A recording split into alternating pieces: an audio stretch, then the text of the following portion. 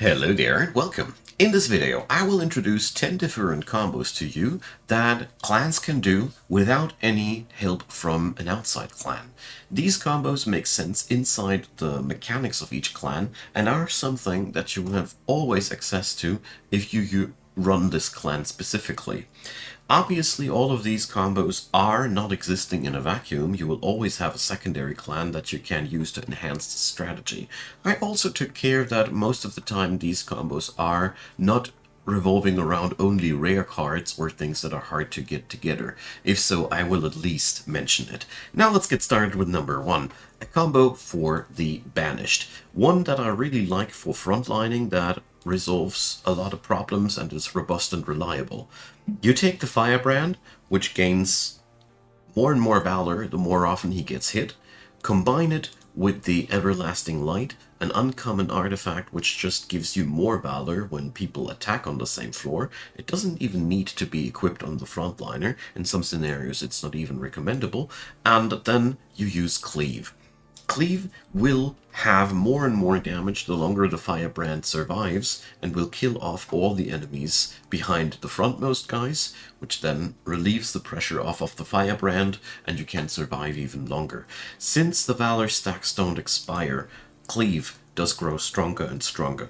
If you enhance Cleave with stuff like Holdover, or cost reduction, or I should rather say, things can become very reliable, and I've had an easy time dominating entire games with a simple combination like that, because you can really destroy a lot of enemies except for a few outliers.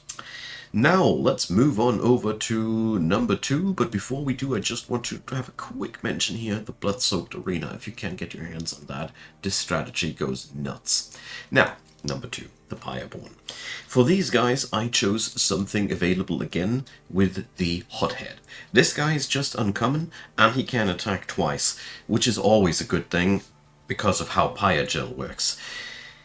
If you add the Snotty Whelp on top of this guy, you have a quick application of Pyregel. You can just slap this guy down and 12 stacks of Pyregel. Together with just the base stats, we have here created an extra amount of damage of 24 on this on the Hot Hat's attack. It doesn't stop there though. We can easily enhance this entire combo by using Mind Cage, which allows us more of the triggers. Don't shy away of using more of the Snotty Whelps to enhance this even further, and the Hothead of course enjoys any form of attack increase that you can get, be it simple unit enhancers, other equipment, you name it. The most wonderful thing about this combo is that somebody else can stand in front and take all of the blows. The Hothead can stand in the back line and nuke if necessary, and these guys can do the build-up if necessary. The attractive thing about this combo is that the cooldowns are very, very low. If you use Mind Cages for these little guys, it becomes even more a thing. Overall, I like the Hothead because he is not only revolving around Snotty Whelps, you can also do a lot of other nice heavy lifting. It's a very, very synergistic unit that rolls oh so good with any application of Pyregel. Very recommendable. Now, number three, let's do something for the Lunar Coven. Here, I just love the combination of using the Shade Guards, which just keep growing stronger and stronger, in combination with the Eclipse Chamber, which makes New Moon constantly effective, and also makes these guys really, really strong like hell. And after that, you just pick up any effect that has Moon Cycle. You can now Moon Cycle as you want to, because your New Moon benefiters will never have any problems because there's always New Moon. You can of course bring Moon Guards or Nightingales as well into the strategy. I personally just found the Shade Guards to be the most powerful of the steadily available troops of this roster. This goes extremely well with any form of spellcasting and other variants. The New Moon troops are reliable and give you a front line that is almost available on every game. Number four, let's go for something for the Underlegion. Here I want to go for something more exclusive because I find the obvious combos too easy to point out for these guys.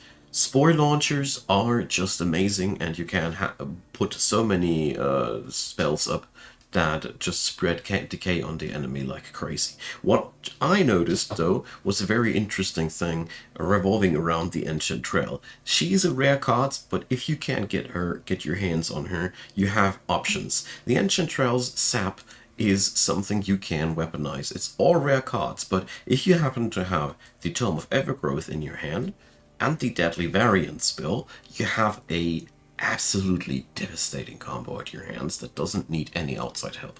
It goes like this. The Ancient Trail, yeah, you need to find some mechanic to constantly summon troops. Fungi are available and do trigger that. The enemy's attack will be diminished.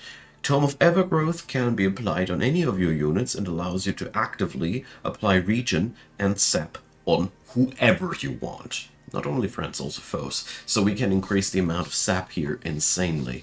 And Deadly Variant, yeah, you see, you can then weaponize all that weakness.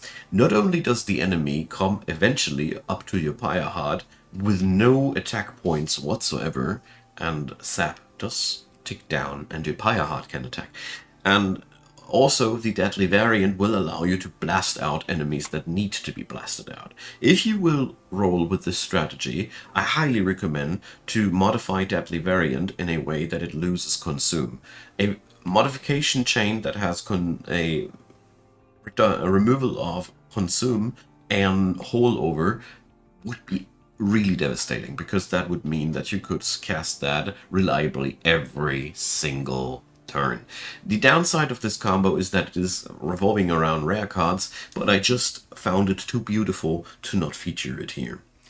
Number 5, the Lazarus League. So for these guys, I have a standard combo that is so easy that I need to feature it quickly, and then I will add something more sophisticated. I also have featured this combo in a different video before, so I felt like I would be betraying you guys if I wouldn't be bringing something new. So here first up, Test Subject Alpha, in combination with the Twisted Assistant, is a room cleaner all in itself. You simply apply the Twisted back to your test subject, and what you gain is a creature that spills its overkill damage over the entire room because it sweeps. It gains more attack each turn. It does attack the entire floor, and it also grows stronger and stronger each turn. This is a crazy combination. If you can mod this into multi-strike or whatever goodies you can get, this is very, very game dominating all in itself. But the thing that I wanted to point out here is, again, a little bit more on the rare card dependency. That's why I didn't want to feature it in the first place as the main thing. Here goes. 9-Lived Nightmare is a wonderful creature. Apply to it the Faulty Body, and what happens is a creature that dies 9 times and deals 40 damage each time it gets killed. This is a really nice tank combo because it means you will block off 9 attacks off of that.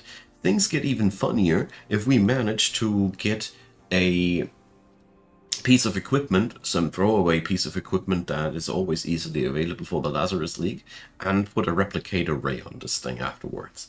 With this, you will be able to copy your tank. I highly recommend to modify the 9-Lived Nightmare into an endless modificator on the troop, on the unit enhancer shops. This is then a constantly available combo that is blocking off whatever you need, and with the Faulty Body spell, you even get the ability to really weaponize that thing.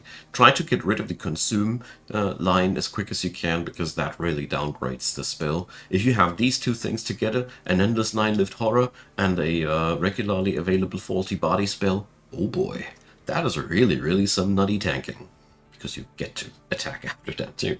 So, number 6, let's move on over to the Hellhorned. So for these guys, I have 2 combos at work. First up, I want to introduce a very nice synergy between troops that gives you a good floor filler that just works well. You pick up the Steelworker, who applies armor to all his friends on his floor. You pick up the Apex Imp, which is sadly a rare unit, but he gains a lot of stats whenever he gets armor, so Steelworker and he go really good hand in hand, and if you can get your hands on it, the deranged Brute makes a really, really good floor team, which has a lot of attack power, a lot of armor, and they just go stronger all by themselves without you needing to do anything. Another really nice combo for these guys that I found working to be pretty nicely was Imp in a Box, which gives you random imp units to block with and do fun things with, and the Impish Scholar, which will give you that spell afterwards back, and then Impalate. Obviously you want to use this on a imp-centric strategy, but boy does this nuke, and you have an endless supply of imps eventually, especially if you manage to get the Impish Scholar endless, then things go really, really fun. Alternatively, you can obviously remove the consume line on the Imp in a Box and do it differently. So let's move on over to the Awoken. For the Awoken, I found the combo around the Awoken Hollow to be extremely potent. This is one very available unit, and it does make other troops more powerful that are low on health. So combine these, ideally with a Shattered Shell. This thing will sweep and grow stronger on kills, and obviously also grow stronger on the cultivation. This is a really, really good partner. Or, if you don't get it, the Husk Hermit is also a nice partner. And also quite available, the Animus of Will, or even the Animus of Speed, because both of them have very, very low HP. In short, this combo does require a couple of healing spells on top of it, which are available for this faction easily, and then you heal up your frontliner who tanks for you, and at the same time you boost up your damage dealers, which is a really, really nice thing. With the add-on that 2 of the damage dealers that I introduced have good backline access, the Shattered Shell is probably my favorite, because backline access is something the Awoken traditionally suffer a little bit with, therefore I love this combo so much for it. Number 8, something for the Stygian Guard. So here I feel a little bit cheesy, but 2 things. For one, this faction is made to be in itself combo synergistic, and the other thing, I am honestly, this feels like the faction that I'm playing the worst. But here goes. The Offering Token is a wonderful card. It allows you to draw something and then to select something to discard. Obviously, this goes amazingly well with all of your spells that feature the Offering trait. So altogether, it's a very simple combo using Offering tokens, the Offering spells, and combine that with your plentitude of spell weakness abilities or incantation units. Basically, the Stygian Guard is made to combo with itself, which kind of like makes it so complicated for me because I failed to introduce other clans into their own synergy, but that's just me. Now, number 9, the Umbra. Here it is really, really nice and easy again. A combo that works well and you don't need to think much about it. Any creature that features Gorge, be it the Crucible Collector or the Crucible Warden, or even the Shadow Eater or the Overgorger. You have plenitude of different selection of different creatures to select from. It is easy to combine them just with Morsel Makers and Morsel Masters. This is something that goes so extremely well. It is very simple. The Morsel Maker will summon stuff automatically to feed the Gorger, so you don't need to do that manually, and the Morsel Master gives you more efficiency on the morsels that you manually will summon. I find it for the Umbra extremely important that you automate as much of the feeding process as possible, and this is pretty much as close as it gets. With that, you have your hands free to summon what you want, and be sure that your Gorge units will get what they need, and you can do your other shenanigans. Number 10, last now, something for the Melting Remnant. Probably one of my favorite factions in the game, and it is very, very simple. You pick up some of the Wickless, the ones that have harvesting abilities, and combine it with Tombs. The Tombs have all wonderful abilities that go pop when they die. These guys have beneficial qualities that go pop when something dies. So it's a very simple and straightforward synergy. The Entombeds are providing damage and also protection. Stealth is one really stupidly powerful asset. Just keep in mind that stealth units stop dying and will also stop your wickless from growing. You need to facilitate it carefully. Anything that has Harvest 2 is obviously your friend as well in this strategy, like the Devourer of Death, which is a nice boss exploder for your floor. So, obviously, there's way more combos, but with this video, I wanted to emphasize a little bit on the things that are always available for a specific faction, and then I hope that you have some ideas to sharpen these tools that I have introduced. Feel free to introduce other combos that you have found that work similarly to that. I personally found these combos to make my success rates higher because it made it easier for me to find something to work with at the beginning of the run that just smacks.